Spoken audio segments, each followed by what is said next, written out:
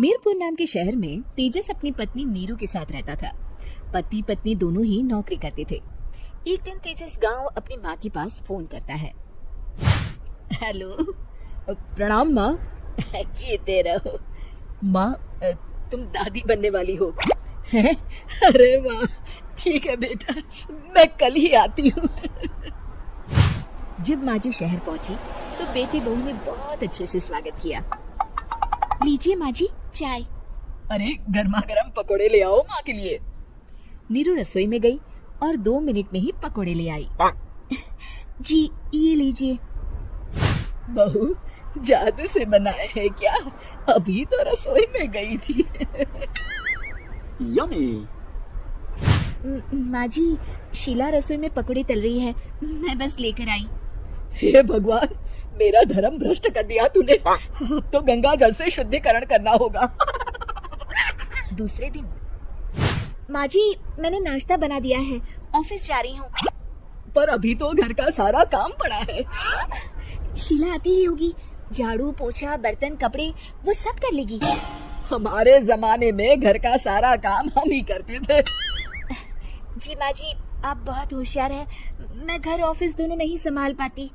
तो जरूरत क्या है घर से बाहर जाकर चाकरी करने की? वैसे भी घर का काम खुद करने से घर में बरकत आती है, समझी? पर माँ जी। अरे कुछ नहीं, इस महीने की पगार मिले फिर ऑफिस बंद है। हाँ। रात को नीरू तेजस से कहती है, सुनिए जी, माँ जी बोल रही थी कि मैं नौकरी छोड़ दूं। वैसे ठीक ही तो है, अभी तुम्हें आराम की जरूरत है। फिर भी आराम कहाँ, शीला को छुड़ाने के लिए बोल रही थी। तो अब 24 घंटे में इतना काम तो कर ही सकती हो। पर जॉब पसंद है मुझे, घर पर मन नहीं लगेगा। अगले दिन जब दोनों ऑफिस के लिए निकल रहे थे, मेरी तो कोई कीमत ही नहीं है इस घर में। माँ जी आजकल महंगाई बहुत है, रहन सहन भी बदल गया है, दोनों नौकरी करते हैं तभी ठीक रहता है। अच्छा, तो कहना क्या चाहती है? मेरा बेटा तुझे बिठा के खिला नहीं सकता?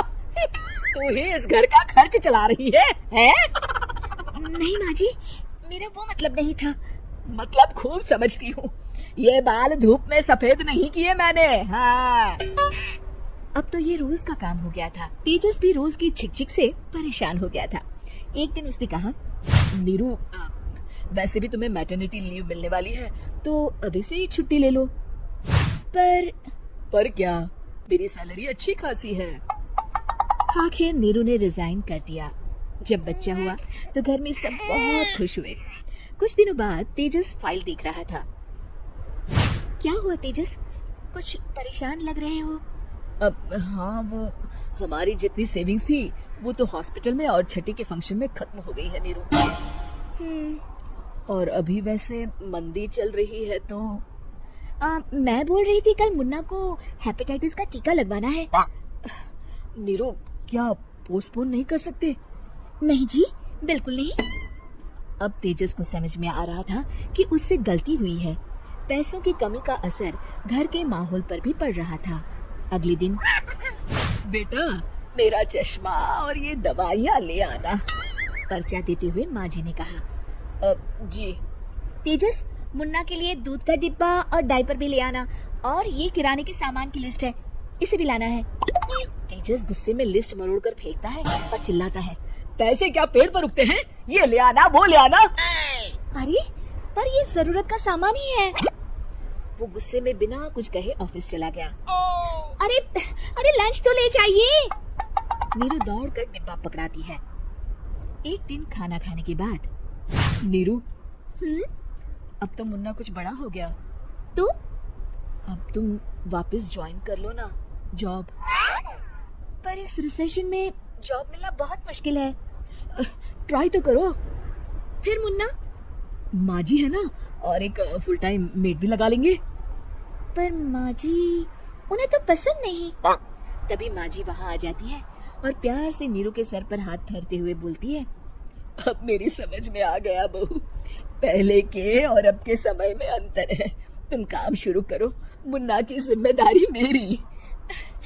मेरी प्यारी माँ जी। ये कहकर नीरू उनके गले लग गई। शिक्षा परिवर्तन संसार का नियम है, हमें भी समय के साथ चलना चाहिए। उम्मीद है कि आपको हमारी ये कहानी पसंद आई होगी। कृपया हमारे चैनल को सब्सक्राइब करें और सभी अपडेट्स के लिए बेल आइकन जरूर क्लिक करें। और हाँ, वीडियो लाइक और शेयर करना मत भूलिएगा। Bye bye.